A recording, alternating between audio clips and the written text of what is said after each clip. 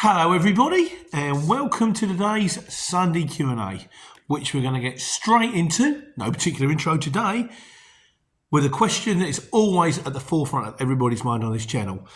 Should you join the CX and is it worth it?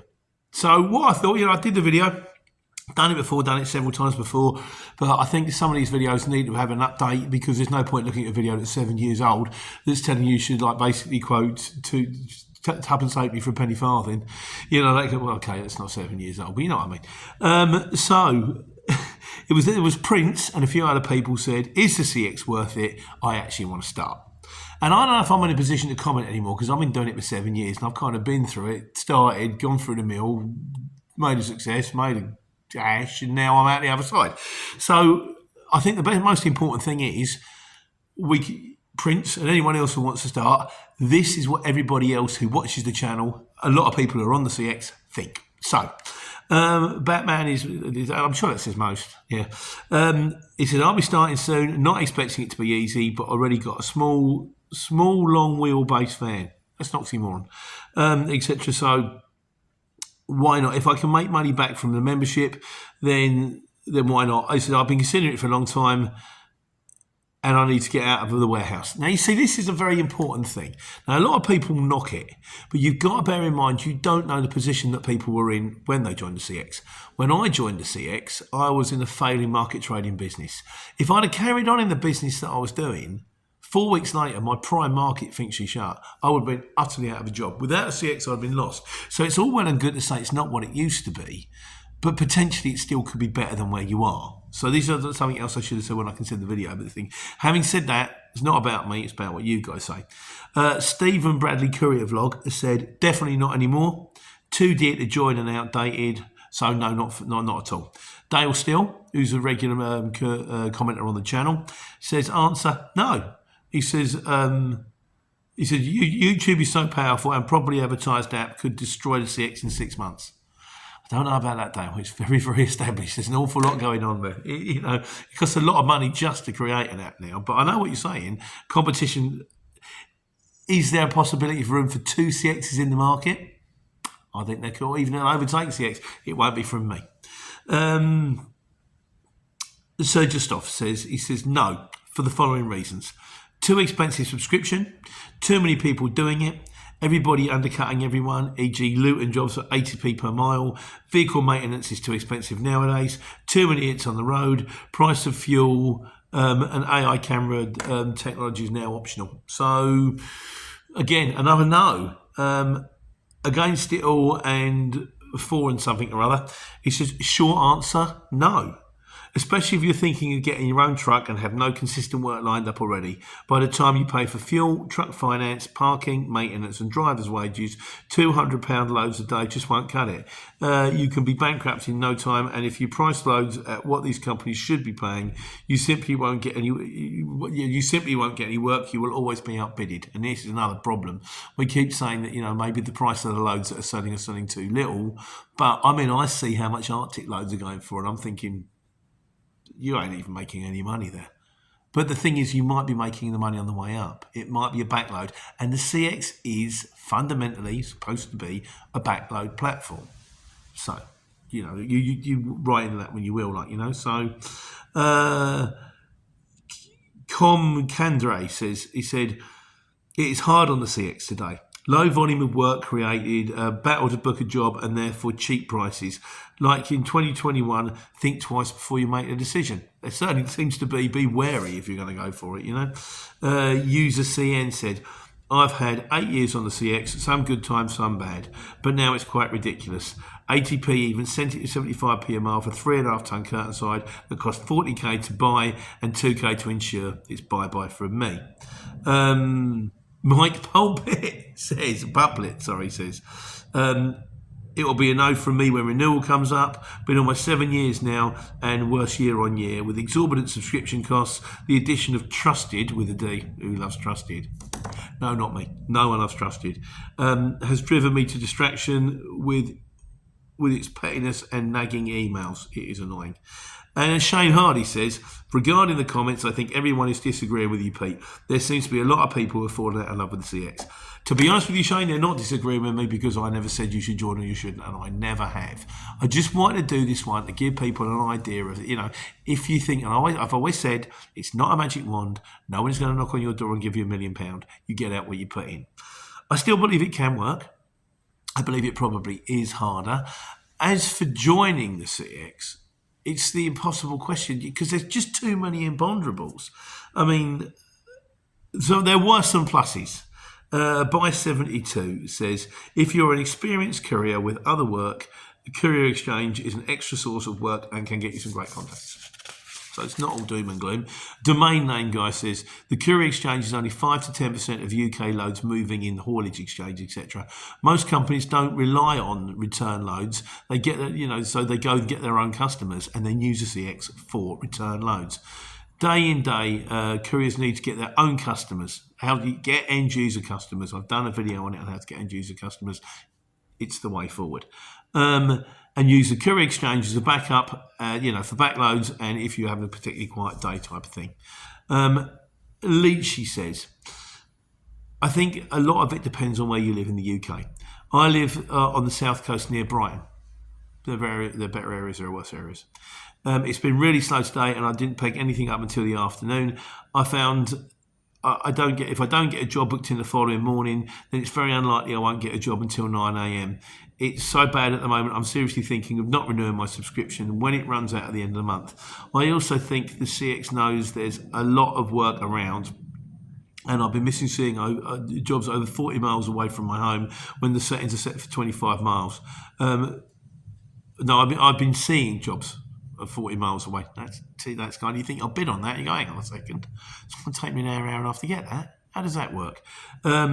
So at this moment in time, I would say the CX is not worth the money. We'll come to my that at the end. David Fletcher says the real message is scarcity economics 101. Price out demand. A reduction in supply is what you want. So the problem seems to be, it's a bit like the green badge black cab driver thing. There are just too many people on the platform.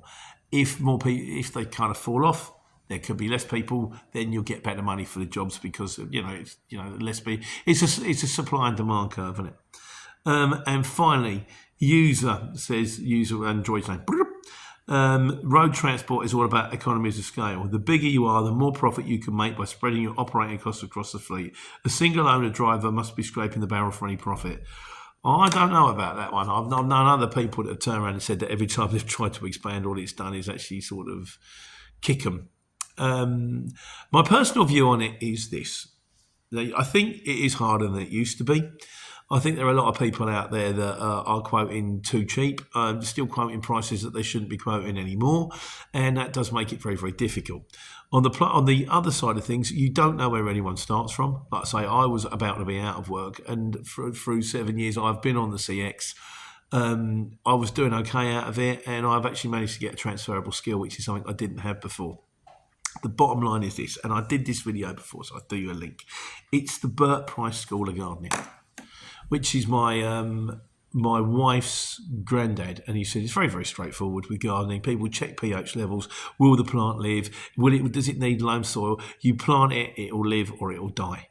So I think if you want to go for it, be wary. Take the minimum risk you possibly can. Try it, and if it doesn't work out, you can wipe your mouth and you can walk away. If it does work out, I wish you the best of luck, and I hope you take care, take money. It's not the end of the video. So yeah, it's just one of those things. There is no definitive answer. Should you join the CX? I don't know. There's just too many imponderables. All I will say is, listen to what everybody else has said. Obviously, it's very tough. So I really don't think this is going to be a magic carpet ride, because it ain't. And if you do it, I wish you the best of luck. I fear you may need it. So there we go, 2024, should you join the CX? And that's that one, put to bed for another, I don't know, 3 weeks.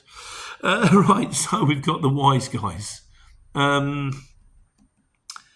We had a couple of these this week. Neptune Courier. says regarding vans in Europe, if it's under 2.5 tonne, then you don't need an operator's license. So as long as if you're running a Luton into Europe, and chances are if you are doing Europe, you probably do want a Luton, one of them sort of ones with the curtain that goes all around the side, and little sort of that you can sew up in the corners.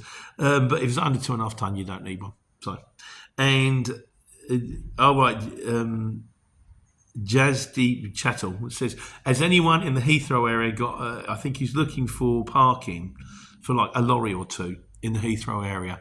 I'm going to wish you the best of luck on that one, my friend, because it starts to get a bit like hen's teeth if you get inside the in the M25. Outside the M25, you've got the odd farm and stuff like that might help. But if anyone knows of anything, if you can put it on the comments and we can pass it on to the gentlemen as we do, try and help each other out a little bit, like, you know. So, and a few miscellaneous. Gary says, there's a reason why I know I'm always having a pop at Ford Customs. The truth of the matter is, Gary, I actually like Ford Customs.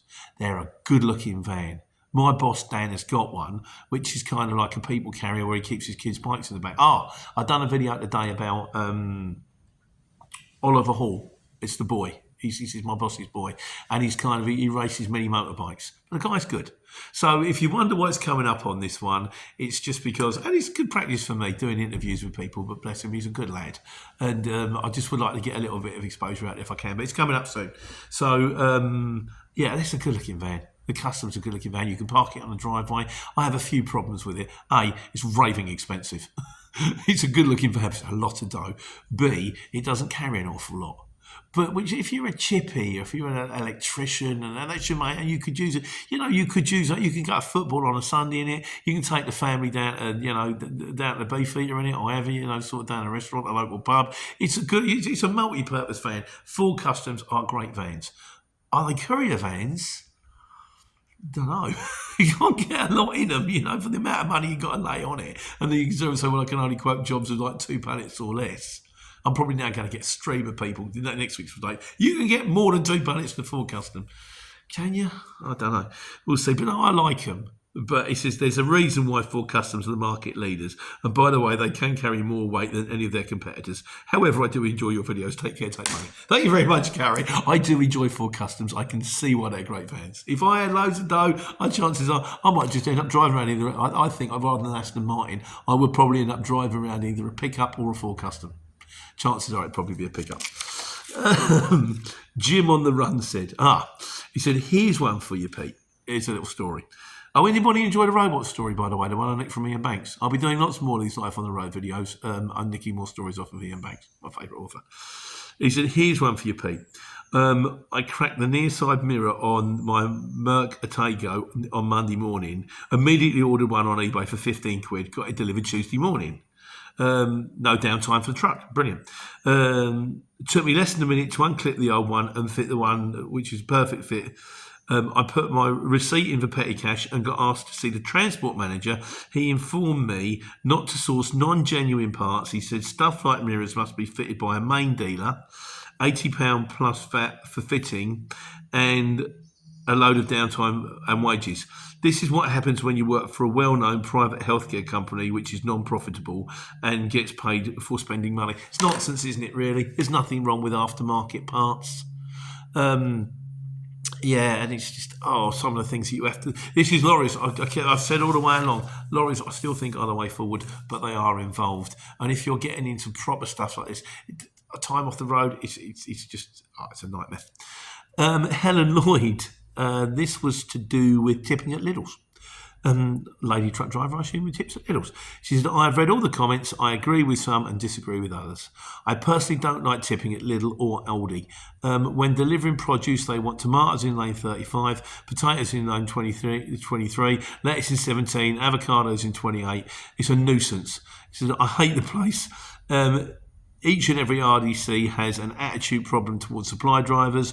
Also, be warned, dear truckers, do not put your taco on rest when tipping. Vosa, Gestapo. I mean, come on. Helen, that's a little bit strong, isn't it? Was in Little Livingston one morning checking the mode, rest and other work. Now, the one thing I have said before, if you are tipping at Lidl's, be wary at Lidl's Aldi, because you get to tip yourself, but they will stay outside and go, well, you've just had us on rest all the time. So how'd you get the gear off? Oh, they took it off. No, they didn't. We know they didn't. We know you did. So be careful of that one. And finally this week, Godzilla's says, always, this is on opening curtains. Always a good idea to open the curtains one at a time on a windy day and then strap them back in place as you go. Unless you fancy half an hour kip next to the truck to be woken up by laughing people when you high vis and a pole-shaped crease along the side of your forehead. I don't know if you can see the bump that's there. Twice! I don't think it helps on the fact that we seem to have our warehouse in Windy City. I've had the bar hit me, and then just Friday, one of the clips picked up, dunk. I'm just trying to put the curtain in with one hand whilst rubbing my head with the other, but hey, that's what we're doing it really. So, and finally, in conclusion this week, Paul Sexton says, love the videos. Ken Bruce and Popmaster are still around on Greatest Hits Radio.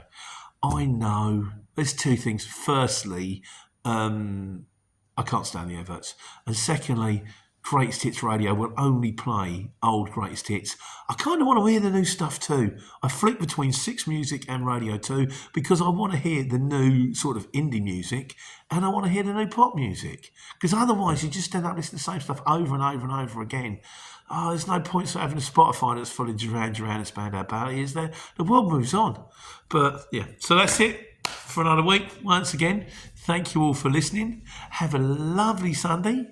Enjoy the up and coming sunshine and take care. Take money.